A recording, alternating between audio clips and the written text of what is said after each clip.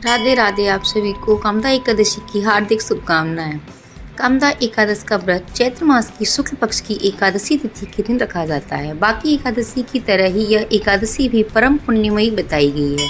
कामद एकादशी का व्रत करने से और पद्य पुराण में वर्णित इसकी कथा का पाठ करने और सुनने से वाजपेयी यज्ञ का फल मिलता है।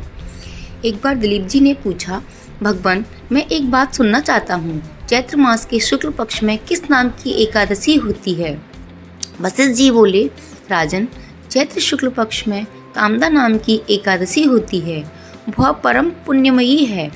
पाप रूपी ईंधन के लिए तो वह दावानल ही है। प्राचीन काल की बात है, नागपुर नाम का एक सुंदर नगर था जहाँ सोने के महल बने हुए थे। उस नगर में पुंडरीक आदि महाभयंकर नाग निवास करते थे। पुंडरीक नाम का नाग उन दिनों वहाँ राज्य करता था। गंधर्व किन्नर और अप्सरा भी उस नगरी का सेवन करती थीं। वहाँ एक श्रेष्ठ अप्सरा थी जिसका नाम ललिता था। उसके साथ ललिता नाम वाला गंधर्व भी था। वे दोनों पति पत्नी के रूप में रहते थे। दोनों ही परस्पर काम से पीड़ित रहा करते थे। ललिता के हृदय में सदा पति की हो मूर्ति बसी रहती थी और ललित के हृदय में सुंदरी ललिता का नित्य निवास था। एक दिन की बात है, नागराज पुंडरीक राजसभा में बैठकर मनोरंजन कर रहा था। उस समय ललित का अवसान हो रहा था, किंतु उसके साथ उसकी प्यारी ललिता नहीं थी। गाते गाते उसे ललिता का स्मरण हो आया। अतः उसके पैरों की गति रुक सी गई और जीभ लड़खड़ाने लगी। नागों में श्रेष्ठ कककोटक को ललित के मन का संताप ज्ञात हो गया। अतः उसने राजा पुंडरीक को उसके पैरों की गति रुकने एवं गान में त्रुटि होने की बात बता दी। कारकोटक की बात सुनकर नागराज पुंडरीक की आंखें क्रोध से लाल हो गईं। उसने गाते हुए कामातुर ललित को शाप दिया, दुर्बुद्धि, तू मेरे सामने गान करते समय भी पली के वशीभूत हो गया, इसीलिए राक्षस हो जा। महाराज पुंडरीक के इतना कहते ही वह गंधर्व राक्षस हो गया। भयंकर मुख, विकराल आंखें और देखने मात्र से भय उपजाने वाला रूप, ऐसा राक्षस होकर वह कर्म का फल भोगने लगा। ललिता अपने पति को विकराल आकृति देख मन ही मन बहुत चिंतित हुई। भारी दुख से कष्ट पाने लगी। सोचने लगी, क्या करूं, कहाँ जाऊं, कैसे क्या करूं, मेरे पति पाप से कष्ट पाप रहे हैं। और रोती हुई घने जंगलों में पति के पीछे पीछे घूमने लगी। वन में उसे एक सुंदर आश्रम दिखाई दिया जहाँ एक शांत मुनि बैठे हुए थे। उनका किसी भी प्राणी के साथ बैर विरोध नहीं था। ललिता सोलता के साथ वहीं गई और वहाँ मुनि को प्रणाम करके उनके पास खड़ी हुई। मुनि बड़े दयालु थे। उस दुखनी को देखकर वे इस प्रकार बोले, शुभे, तुम कौन हो, कहाँ से आई हो, और मेरे सामने सच सच बताओ। ललिता ने कहा, हे महामुनि, वीरधम्बा नाम वाले एक गंधर्व हैं।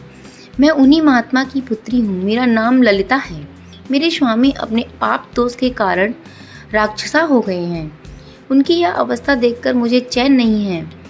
ब्राह्मण, इस समय मेरा जो कर्तव्य हो वह बताइए। विप्रवर, जिस पुण्य के द्वारा मेरे पति राक्षस भाव से छुटकारा पा जाएं, उसका उपदेश दीजिए।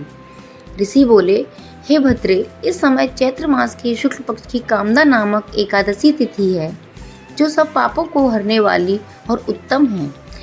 तुम उसी का विधि पूर्वक व्रत करो और इस व्रत को जो पुण्य हो उसे अपने स्वामी को दे दो। पुण्य देने पर क्षण भर में ही उसके साप का दोष दूर हो जाएगा। राजन, मुनि का यह वचन सुनकर ललिता को बड़ा हर्ष हुआ। उसने एकादशी का उपवास करके द्वादशी के दिन उन ब्रह्मर्षि के समीप ही भगवान वासुदेव के श्री विग्रह के समक्ष अपने पति के उद्धार के लिए यह वचन कहा, मैंने जो यह कामदा एकादशी का उपवास व्रत किया है, उसके पुण्य के प्रभाव से मेरे पति का राक्षस भाव दूर हो जाए प्रभु। और उसने वशिष्ठ जी कहते हैं, ललिता के इतना कहते ही उसी क्षण ललिता का पाप दूर हो गया। उसने दिव्य देह धारण कर ली और वह फिर से एक सुंदर रूप में आ गया। राक्षस भाव चला गया और पुनः गंधर्वत्व की प्राप्ति हुई।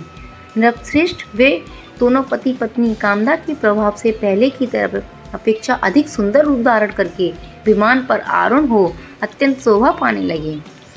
यह जानकर इस एकादशी के व्रत का यत्नपूर्वक पालन करना चाहिए। मैंने लोगों के हित के लिए तुम्हारे सामने इस व्रत का वर्णन किया है। कामदा एकादशी ब्रह्म हत्या आदि पापों तथा पिशाचत्व आदि दोषों का भी नाश करने वाली है। हे राजन, इसके पढ़ने और सुनने से वाजपेयी यज्ञ का फल मिलता है। करोड़ों देवी देवताओं की पूजा के